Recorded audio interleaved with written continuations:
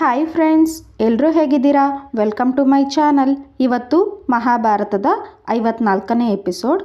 ಮೈತ್ರೇಯ ತುಷಾರ ಎಂಬ ಮುನಿಯಿಂದ ಮಿತ್ರೆ ಎಂಬುವವರಲ್ಲಿ ಜನಿಸಿದ ಮಹರ್ಷಿ. ಪರಾಶರ ಮುನಿಗಳಿಂದ ವಿಷ್ಣು ಪುರಾಣವನ್ನು ಕೇಳಿ ತಿಳಿದಿದ್ದರು. ಕೌರವರು ಪಾಂಡವರನ್ನು ಕಪಟದ್ಯೂತದಲ್ಲಿ ಸೋಲಿಸಿ ಕಾಡಿಗಟ್ಟಿದ ವಿಷಯ ಮೈತ್ರೇಯರಿಗೆ ತಿಳಿದಾಗ ತುಂಬ ದುಃಖವಾಯಿತು. ಕಾಮ್ಯಕ ವನಕ್ಕೆ ಹೋಗಿ ಪಾಂಡವರನ್ನು ಕಂಡು ಕುಶಲ ವಿಚಾರಿಸಿದರು. ಬಳಿಕ ದುರ್ಯೋಧನನಿಗೆ ಬುದ್ಧಿ ಹೇಳಬೇಕೆಂದು ಬೇಗನೆ ಹಸ್ತಿನಾಪುರಕ್ಕೆ ಬಂದರು. ಆ ವೇಳೆಗೆ ವ್ಯಾಸರು ಅಲ್ಲಿಂದ ಹೊರಟು ಹೋಗಿದ್ದರು. ಮೈತ್ರೇಯರಿಗೆ ಮಾರ್ಗಾಯಾಸವಾಗಿತ್ತು. ಧೃತರಾಷ್ಟ್ರ, ದುರ್ಯೋಧನರು ಮಹರ್ಷಿಗಳನ್ನು ಆದರದಿಂದ ಅರಮನೆಗೆ ಬರಮಾಡಿಕೊಂಡು ಅರ್ಘ್ಯಪಾದ್ಯಾದಿಗಳನ್ನು ಕೊಟ್ಟು ಸತ್ಕರಿಸಿದರು. ಮೈತ್ರೇಯ ಹರ್ಷಗೊಂಡರು. ಧೃತರಾಷ್ಟ್ರ ಮೈತ್ರೇಯ ಯೋಗ್ಯ ಪೀಠದಲ್ಲಿ ಆಸೀನನಾದ ಬಳಿಕ ಮಾತನಾಡಿ ಕೇಳಿದರು. ಮುನಿವರ್ಯ, ತಾವು ಬಂದದ್ದು ನಮಗೆ ಸಂತೋಷವನ್ನುಂಟು ಮಾಡಿದೆ. ತೀರ್ಥಯಾತ್ರೆಯಲ್ಲಿದ್ದರೆಂದು ಕೇಳಿದ್ದೆ. ಪ್ರಯಾಣವು ಸುಖಕರವಾಗಿತ್ತೇ? ಮೈತ್ರೇಯ ಕುರುಜಾಂಗಲಕ್ಕೆ ಹೋಗಿದ್ದಾಗ ಅಲ್ಲಿ ಕಾಮ್ಯಕ ವನದಲ್ಲಿ ಧರ್ಮಾತ್ಮನಾದ ಯುಧಿಷ್ಠಿರನನ್ನು ಕಂಡು ಬಂದಿದ್ದರು. ಪಾಂಡವರನ್ನು ದ್ಯೂತದಲ್ಲಿ ಸೋಲಿಸಿ ಕಾಡಿಗೆ ಅಟ್ಟಿದ್ದುದು ಮುನಿಗೆ ಭಾರಿ ಬೇಸರ ಉಂಟು ಮಾಡಿತು. ಧೃತರಾಷ್ಟ್ರ ತೀರ್ಥಯಾತ್ರೆಗೆಂದು ಹೊರಟ ನಾನು ಅನೇಕ ಯಾತ್ರಾ ಸ್ಥಳಗಳನ್ನು ನೋಡಿ ಹಿಂದಿರುಗಿ ಬರಬೇಕಾದರೆ ಕಾಮ್ಯಕ ವನದಲ್ಲಿ ಜಟಾಕೃಷ್ಣ ಜಿನಧಾರಿಯಾದ ಯುಧಿಷ್ಠಿರನನ್ನು ಕಂಡು ಚಕಿತನಾದೆನು. ಅಲ್ಲಿ ಆ ಮಹಾತ್ಮನನ್ನು ನೋಡಲು ಅನೇಕ ಋಷಿಮುನಿಗಳು ಅವರ ಕುಟೀರಕ್ಕೆ ಬಂದು ಹೋಗುತ್ತಿದ್ದರು. ಯುಧಿಷ್ಠಿರನು ಅಲ್ಲಿ ಒಂದು ವನವಾಸ ಅನುಭವಿಸುತ್ತಿರುವುದಕ್ಕೆ ಕಾರಣ ತಿಳಿದೆನು. ನಿನ್ನ ಮಕ್ಕಳು ಮಾಡಿದ ಘೋರ ಅಪರಾಧ ಎಲ್ಲಿಯವರೆಗೆ ಕುರುವಂಶವನ್ನು ಮುಟ್ಟಿಸುತ್ತೆಂದು ನೀನು ಬಲ್ಲೆಯಾ? ಪಾಂಡವರಿಗೆ ಒದಗಿದ ದುಃಖದ ದುಷ್ಪರಿಣಾಮ ಸಾಮಾನ್ಯವಾಗಿರುವುದಿಲ್ಲ, ಕುರುವಂಶದ ನಾಶವಷ್ಟೇ. ಧೃತರಾಷ್ಟ್ರ, ಈಗಲೂ ಕಾಲ ಮಿಂಚಿಲ್ಲ. ಕೌರವರಿಗೆ ಒಳ್ಳೆಯದಾಗಬೇಕೆಂಬ ಮಹದಾಸೆಯಿಂದ ನಾನು ಇಲ್ಲಿಗೆ ಬಂದಿದ್ದೇನೆ. ನೀನು ಈಗಲೂ ಎಚ್ಚೆತ್ತುಕೊಳ್ಳದಿದ್ದರೆ ವಿಪತ್ತು ನಿಶ್ಚಿತ. ನಿನ್ನ ಆಜ್ಞೆಯಂತೆ ನಿನ್ನ ಮಕ್ಕಳು ನಡೆದುಕೊಳ್ಳಲಿಲ್ಲ.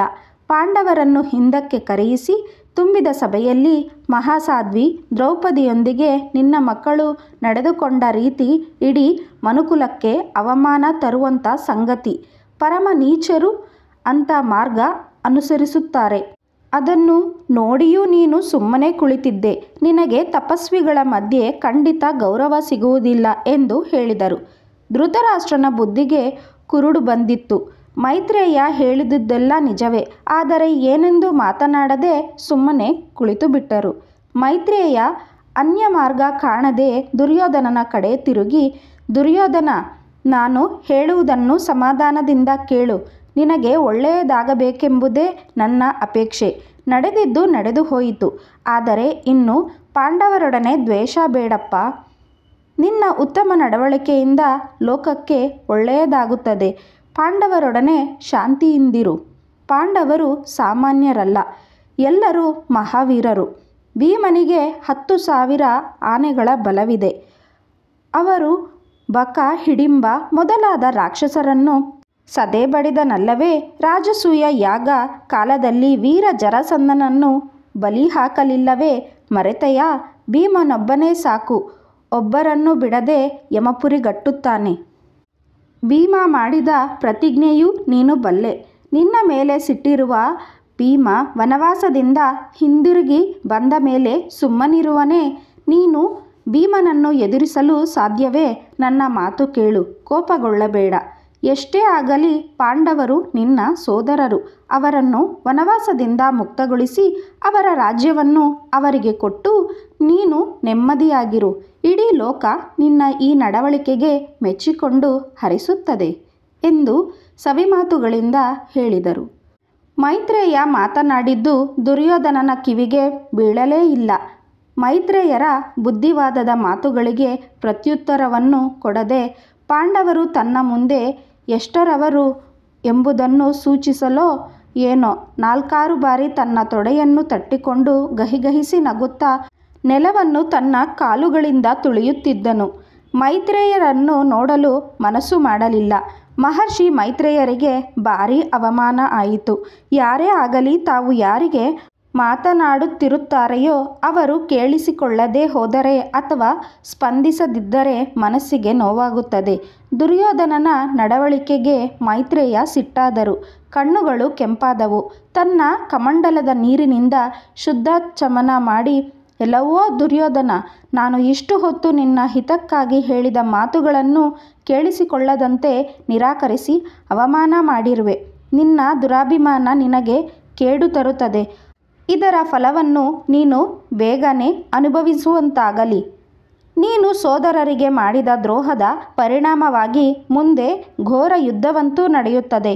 ಆ ಯುದ್ಧದಲ್ಲಿ ಇಂದು ನೀನು ನನ್ನೆದುರಿಗೆ ಕುಳಿತು ನಿನ್ನ ಶೌರ್ಯವನ್ನು ಪ್ರದರ್ಶಿಸಲು ತೋರಿಸಿದ ಈ ನಿನ್ನ ತೊಡೆಯನ್ನು ಮಹಾಪರಾಕ್ರಮಿಯಾದ ಭೀಮನು ತನ್ನ ಗದೆಯಿಂದ ಮುರಿದು ಹಾಕುವಂತಾಗಲಿ ಎಂದು ಶಪಿಸಿ ಮೈತ್ರೇಯ ಮಹರ್ಷಿಗಳು ಅಲ್ಲಿಂದ ಹೊರಡಲು ಸಿದ್ಧರಾದರು. ಧೃತರಾಷ್ಟ್ರನಿಗೆ ಪರಿಸ್ಥಿತಿ ಈ ಮಟ್ಟಕ್ಕೆ ಹೋಗುತ್ತದೆ ಎನಿಸಿರಲಿಲ್ಲ. ಮುನಿವರ್ಯ, ನನ್ನ ಮಗ ತಪ್ಪು ಮಾಡಿದ್ದಾನೆ. ತಮ್ಮಂತಹ ಹಿರಿಯರನ್ನು ಗೌರವಿಸದೆ ವ್ಯತಿರಿಕ್ತವಾಗಿ ನಡೆದುಕೊಂಡಿರುವನು. ದಯವಿಟ್ಟು ಕ್ಷಮಿಸಿ, ಶಾಪ ಹಿಂದೆಗೆದುಕೊಳ್ಳಿ ಎಂದು ಪ್ರಾರ್ಥಿಸಿದರು. ಮೈತ್ರೇಯ ಮಹರ್ಷಿಗಳು ಉತ್ತರಿಸಿ, ಧೃತರಾಷ್ಟ್ರ ಮಹಾರಾಜ, ನಿನ್ನ ಮಗನು ನನ್ನ ಮಾತಿನಂತೆ ಪಾಂಡವರೊಡನೆ ಶಾಂತಿ ಸಂಧಾನ ಮಾಡಿಕೊಳ್ಳಲಿ. ಆಗ ನನ್ನ ಶಾಪ ಫಲಿಸುವುದಿಲ್ಲ. ಅದು ಬಿಟ್ಟು ಯುದ್ಧಕ್ಕೆ ಆಸ್ಪದ ಕೊಟ್ಟಲ್ಲಿ ನನ್ನ ಶಾಪ ಫಲಿಸದೇ ಇರುವುದಿಲ್ಲ. ಭೀಮ ದುರ್ಯೋಧನನ ತೊಡೆ ಮುರಿಯುವುದು ಖಂಡಿತ. ನಾನಿನ್ನು ಬರುತ್ತೇನೆ ಎಂದು ಹೇಳಿ ಹೊರಟು ಬಿಟ್ಟರು. ನಿಮಗೆ ಈ ವಿಡಿಯೋ ಇಷ್ಟ ಆದರೆ ವಿಡಿಯೋನ ಲೈಕ್ ಮಾಡಿ, ಶೇರ್ ಮಾಡಿ, ನಮ್ಮ ಚಾನಲ್ನ ಸಬ್ಸ್ಕ್ರೈಬ್ ಮಾಡ್ಕೊಳ್ಳಿ. Thank you for watching.